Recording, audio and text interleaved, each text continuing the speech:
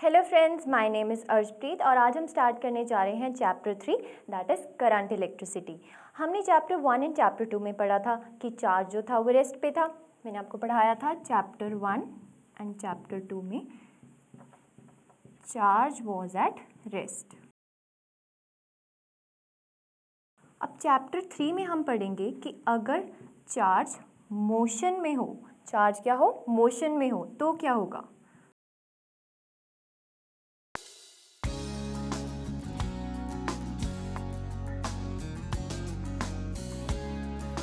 देखिए फ्रेंड्स, जब भी चार्ज मोशन में होता है तो कुछ करंट प्रोड्यूस होगा और करंट की वजह से क्या होगा, इलेक्ट्रिसिटी प्रोड्यूस होगी। हम उसी के बारे में डिस्कशन करने जा रहे हैं। आज की वीडियो में आपको मैं जनरल इंट्रोडक्शन दूंगी अबाउट इलेक्ट्रिक करंट और आज हम पढ़ेंगे classical theory of electric current. अब हम पढ़ने जा रहे हैं about electric current.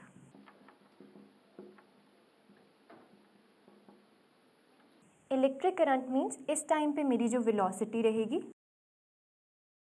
Of electrons वो क्या रहेगी, कांस्टेंट।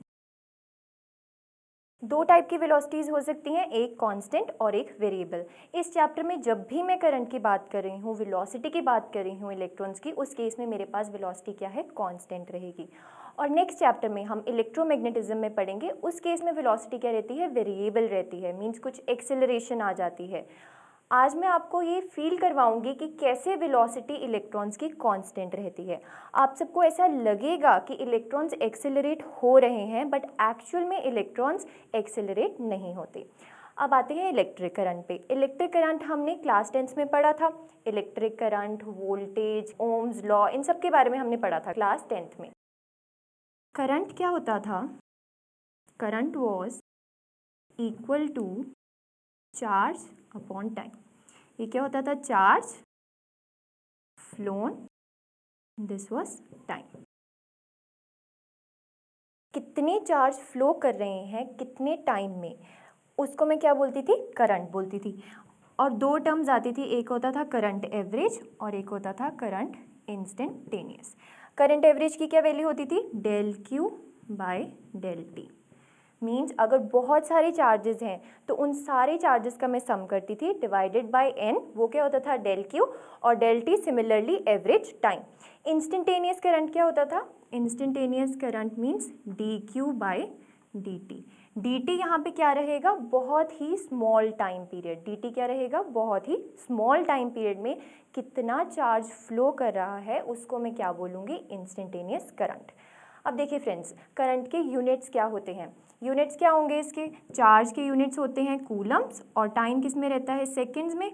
तो इसके यूनिट्स क्या हो गए, कूलम पर सेकंड, और इसको हम क्या बोलते हैं, एम्पियर्स। क्या बोलते हैं, एम्पियर्स। एम्पियर 7 फंडामेंटल यूनिट्स में से एक यूनिट माना जाता है, कौन सा, एम्पियर। अब देखिए फ्रेंड्स, ये बहुत ही हमारा बड़ा डाउट रहता है कि करंट एक स्केलर क्वांटिटी है या फिर एक वेक्टर क्वांटिटी है।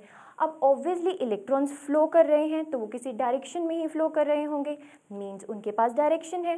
मैग्नीट्यूड हमें ई की वैल्यू पता है, ई की वैल्यू क्या होती है, 1.6 इंटू 10⁻⁻19 कूलम।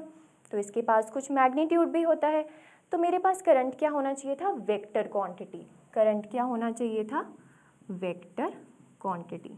बट ऐसा नहीं होता, करंट वेक्टर क्वांटिटी नहीं होती। करंट एक स्केलर क्वांटिटी होती है। कैसी क्वांटिटी होती है, स्केलर क्वांटिटी होती है। करंट वेक्टर क्वांटिटी क्यों नहीं होती, बिकॉज ये triangle law of vector addition, parallelogram law of vector addition, इन सब को फॉलो नहीं करती। मेरा कहने का मतलब है, सपोज ये कोई दो वायर्स हैं, इस वायर में से 2 एम्पियर्स का करंट जा रहा है और इस वायर में से 3 एम्पियर्स का करंट जा रहा है, और इन दोनों के बीच में कुछ एंगल है x डिग्री, ठीक है। और मुझे इस वायर में करंट फाइंड करना है कि कितना करंट होगा इस वायर में।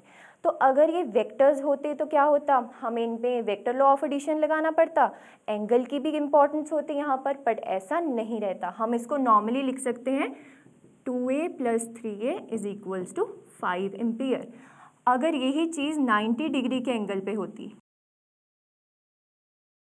उस केस में भी मेरे पास करंट क्या आता, 5 एम्पियर ही आता। मींस वायर 60 डिग्री के एंगल्स पे पड़ी हैं, 90 डिग्री के एंगल पर पड़ी हैं, 120 डिग्री के एंगल पर पड़ी हैं, हमें कोई फ़र्क नहीं पड़ता, करंट हमेशा सिंपली ऐड होगा जैसे कि स्केलर क्वांटिटीज़ ऐड होती हैं। अब हम पढ़ने जा रहे हैं classical theory of electric current. इससे पहले मैं आपको एक छोटा सा पॉइंट बताना चाहूँगी। मैंने अभी आपको बताया था कि करंट एक स्केलर क्वांटिटी होता है, बट अगर आपको MCQ क्वेश्चन आए कोई और उसमें आपको ऑप्शंस दी गई हैं कि current is a scalar quantity, vector quantity या फिर टेंसर क्वांटिटी, तो आप आंख बंद करके टिक कर दीजिएगा टेंसर क्वांटिटी पे। क्यों? ये जो टेंसर्स होते हैं इसकी मैं यहाँ पे डिटेल डिस्कशन नहीं दूंगी, बिकॉज ये बहुत ही हायर फिजिक्स में पढ़ाए जाते हैं टेंसर्स। इस टाइम के लिए आपको सिर्फ इतना याद रखना है कि अगर आपको ऑप्शंस में दिया जाता है स्केलर, वेक्टर या टेंसर, तो आप क्या लिखेंगे, करंट क्या है, एक टेंसर क्वांटिटी। बिकॉज स्केलर्स क्या होते हैं, टेंसर्स ऑफ रैंक 0। मैं ये बताना चाहती हूँ करंट क्या होता है, एक टेंसर क्वांटिटी होता है। बट अगर आपसे स्केलर और वेक्टर में पूछा जाए तो उसमें आप क्या टिक करेंगे, स्केलर क्वांटिटी। ठीक है, अब आगे बढ़ते हैं classical theory of electric current पे। देखिए फ्रेंड्स, मैंने आपको चैप्टर 2 में पढ़ाया था इलेक्ट्रोस्टैट्स ऑफ कंडक्टर। उसमें हमने क्या किया था कि जो electric field inside the conductor होती है वो क्या होती है, 0। याद आया? ये एक कंडक्टर था,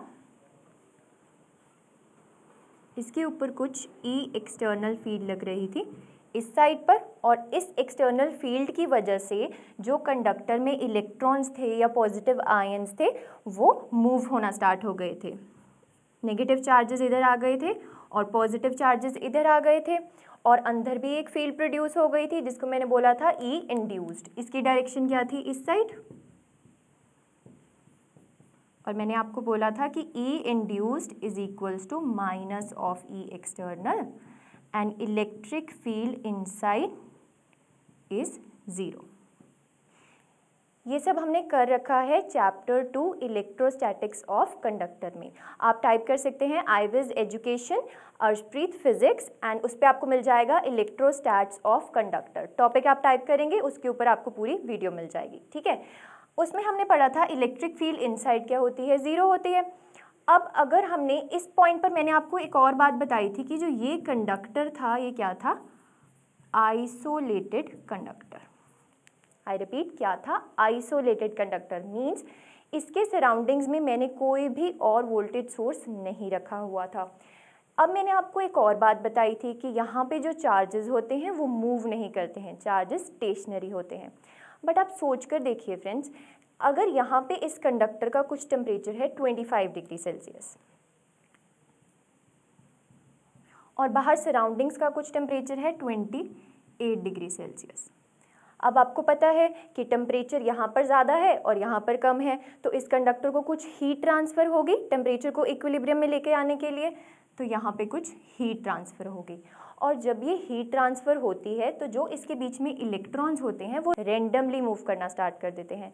इनकी कुछ एक पर्टिकुलर डायरेक्शन नहीं होती, मतलब लाइक जिगजैग, ऐसा कुछ मोशन रेंडम डायरेक्शन में मूव करते हैं। ठीक है, अब मैं सपोज कर लेती हूँ इसमें बहुत सारे इलेक्ट्रॉन्स हैं, तो मैंने ले लिया E1 इस साइड को मूव कर रहा है, E2 इस साइड को, E3 इस साइड को, E4 इस साइड को, लाइक दिस रेंडम डायरेक्शन में मूव कर रहे हैं। तो अगर ये सारे रेंडम डायरेक्शन में मूव कर रहे हैं तो इनकी नेट वेलोसिटी कितनी हो जाएगी, 0। नेट वेलोसिटी, जिसको मैं यहाँ पे लिख सकती हूँ U से, इट विल बी 0। क्या हो जाएगी, 0 हो जाएगी। क्यों? वेलोसिटी क्या होता है, नेट डिस्प्लेसमेंट अपॉन टाइम। ठीक है, तो अगर ये कोई मोशन यहाँ से स्टार्ट हुआ और ये मूव करता करता वापस दोबारा यहीं पर आ गया, तो इसकी initial and final position same हो जाएगी। मीन्स इसने तो कुछ डिस्प्लेसमेंट ही नहीं की, तो नेट वेलोसिटी क्या हो जाएगी, 0 हो जाएगी। और इसी नेट वेलोसिटी के 0 होने के कारण हमें ऐसा लगता है कि यहाँ पर जितने भी इलेक्ट्रॉन्स प्रेजेंट हैं वो क्या हैं, एट रेस्ट है।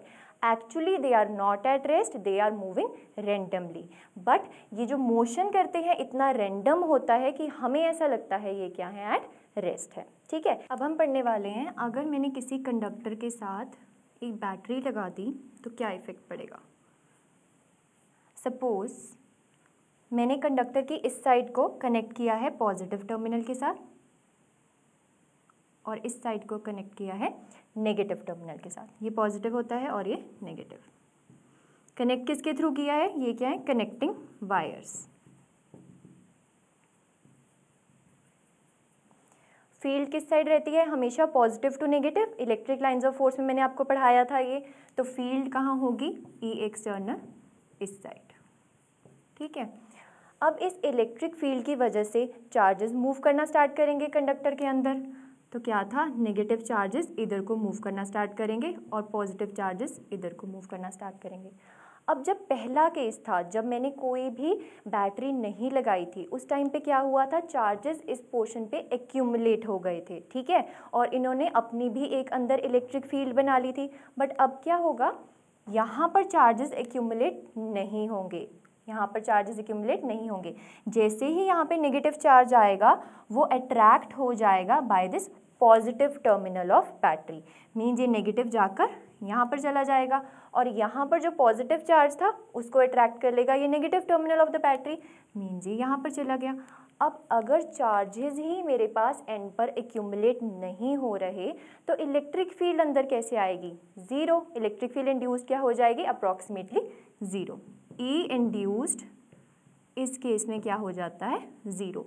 तो इसकी वजह से मेरे पास electric field inside the conductor total zero नहीं हो पाती। यहाँ पे अब ई एक्सटर्नल का इफेक्ट रहता है। ठीक है, E induced is approximately equal to zero. ठीक है, अब यहाँ पर एक्सटर्नल फील्ड रहेगी अंदर। तो अब देखिए, अंदर इलेक्ट्रॉन्स है, अंदर इलेक्ट्रिक फील्ड है, तो क्या लगेगा, फोर्स लगेगा उन इलेक्ट्रॉन्स पे। ये हमने पढ़ा हुआ है चैप्टर 1 में, force is equals to charge into electric field. अगर चार्ज पॉजिटिव होता था तो फोर्स और इलेक्ट्रिक फील्ड की डायरेक्शन सेम रहती थी, और अगर चार्ज नेगेटिव है तो फोर्स और इलेक्ट्रिक फील्ड की डायरेक्शन ऑपोजिट रहती है। Force is equals to minus Q E, अगर चार्ज क्या है, नेगेटिव है। अब इलेक्ट्रॉन्स कैसे होते हैं, नेगेटिव चार्जेस ही होते हैं। तो यहाँ पर मेरे पास अगर कोई इलेक्ट्रॉन यहाँ पर पड़ा है तो इसके ऊपर फोर्स कैसे लगेगा, इस डायरेक्शन में। ठीक है, opposite to the direction of external field. तो फोर्स क्या लगेगा इसके ऊपर, माइनस क्यू इंटू ई। ये माइनस क्या सिंबलाइज कर रहा है, that force is in the opposite direction of electric field. अब हमने एक फोर्स का और फॉर्मूला पढ़ा हुआ है, force is equals to mass into acceleration. तो यहाँ से acceleration is equals to force by mass is equals to minus Q E by M. ये मेरे पास एक्सेलरेशन की वैल्यू आ गई। अब ध्यान दीजिएगा, मैंने जब ये वीडियो स्टार्ट करी थी मैंने आपको बताया था कि करंट इलेक्ट्रिसिटी में कभी भी इलेक्ट्रॉन्स एक्सेलरेट नहीं होते, ये हमेशा कैसे मूव करते हैं, एट अ कांस्टेंट वेलोसिटी। और यहाँ तो मैं एक्सेलरेशन की बात कर रही हूँ, तो आप इसको कैसे समझेंगे। देखिए फ्रेंड्स, मैं आपको अब सिंपल सी एग्जाम्पल देने वाली हूँ, ये इलेक्ट्रॉन्स के साथ उसको रिलेट करेंगे हम बाद में। चलिए देखते हैं। सबसे पहले अब मैं बात कर रही हूँ, सपोज यहाँ पर कोई भी प्लेयर है ए, ठीक है, इसे इस ग्राउंड में भागना है। ठीक है, और इसके पास एक लेन डिफाइंड है कि इसको इसी लेन में भागना है और यहाँ पर किसी पॉइंट बी पर पहुँचना है। अब इस लेन के अंदर अगर कोई भी हर्डल्स नहीं है तो ये क्या करेगा, पहले तेज़ भागेगा, फिर धीरे भागेगा, फिर तेज़ भागेगा, मीन्स एक्सेलरेटेड मोशन से भागेगा। ठीक है, अब क्या होता है, अगर मैं इसी प्लेयर के रास्ते में हर्डल्स रख देती हूँ, सेकेंड टाइम क्या रख रही हूँ, हर्डल्स रख रही हूँ। सपोज मैंने बड़े बड़े स्टोन्स रख दिए इसके रास्ते में, तो क्या होगा, जैसे ही ये जाएगा, मूव करना स्टार्ट करेगा, एक्सेलरेट होना स्टार्ट करेगा, क्या होगा, पहला स्टोन आ जाएगा, इसके साथ इसकी कोलिजन हो जाएगी और ये रुक जाएगा, स्टॉप कर जाएगा। फिर दोबारा ये अपना मूवमेंट स्टार्ट करेगा, फिर दोबारा एक्सेलरेट होने की कोशिश करेगा, फिर दोबारा दूसरा स्टोन आ गया, फिर स्टॉप हो जाएगा। तो इससे क्या होगा, कभी भी ये एक्सेलरेट नहीं हो पाएगा, कभी भी ये एक्सेलरेट नहीं हो पाएगा। अब इसको रिलेट करेंगे हम यहाँ पर, हमारे पास इलेक्ट्रॉन्स के कंसेप्ट में क्या होता है। सपोज अब ये पर्सन क्या है, हमारे पास इलेक्ट्रॉन्स, क्या है, इलेक्ट्रॉन्स, और ये स्टोन्स क्या है यहाँ पे, कर्नल्स। कर्नल्स क्या होते हैं, देखिए फ्रेंड्स, ये जो मेरे पास कंडक्टर होता है ना, ये एटम्स का बना होता है। और इसी एटम्स की जो आउटर मोस्ट इलेक्ट्रॉन्स होते हैं यही बाहर निकलकर फ्रीली मूव करते हैं। तो जब इलेक्ट्रॉन्स बाहर निकल गए तो जो बाकी का एटम रह गया उसको मैं क्या बोलती हूँ, कर्नल्स बोलती हूँ। तो वो भी तो अब इसी कंडक्टर के अंदर पड़े होंगे, तो वो एज अ बिहेव करेंगे हर्डल टू दीज इलेक्ट्रॉन्स, और इन्हीं की वजह से इलेक्ट्रॉन्स कभी भी एक्सेलरेट नहीं हो पाएगा और हमेशा कांस्टेंट वेलोसिटी के साथ मूव करेगा। कैसे मूव करेगा, कांस्टेंट वेलोसिटी के साथ मूव करेगा। और इसी कांस्टेंट वेलोसिटी को मैं क्या बोलती हूँ, ड्रिफ्ट वेलोसिटी। ये बहुत ही इंपॉर्टेंट टर्म है, आने वाली वीडियोस में हम इसके ऊपर डेरिवेशंस भी करेंगे कि ड्रिफ्ट वेलोसिटी का एक्सप्रेशन क्या होता है। देखिए फ्रेंड्स, मैंने आपको बताया था थर्मल मोशन के करके हमारे पास स्पीड क्या रहती है, बहुत ही हाई रहती है। स्पीड क्या रहती है, बहुत ही हाई रहती है। कितना ऑर्डर होता है इसका, 10⁵ मीटर्स पर सेकेंड। कितना ऑर्डर रहता है, 10⁵ मीटर पर सेकेंड। और इस ड्रिफ्ट वेलोसिटी का कितना मैग्नीट्यूड होता है, सॉरी ऑर्डर कितना होता है, 10⁻⁻⁴ मीटर्स पर सेकेंड। ये एक रफ सा ऑर्डर मैं बता रही हूँ आपको, एस्टिमेशन आपको देख के पता चल रहा है।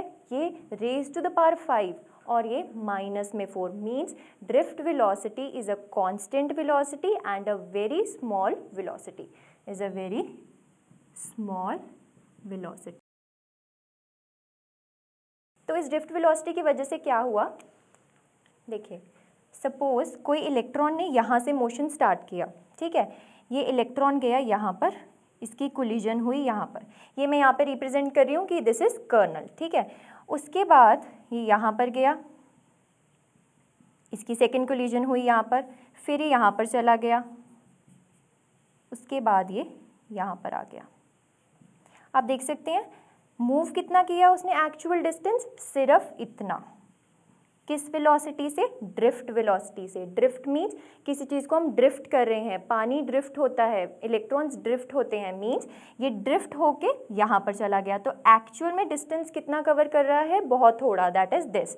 जो ये सारी मोशंस चलती हैं ये क्या होती हैं, रैंडम मोशंस। ये किसकी वजह से होती हैं, टेम्परेचर की इफेक्ट की वजह से।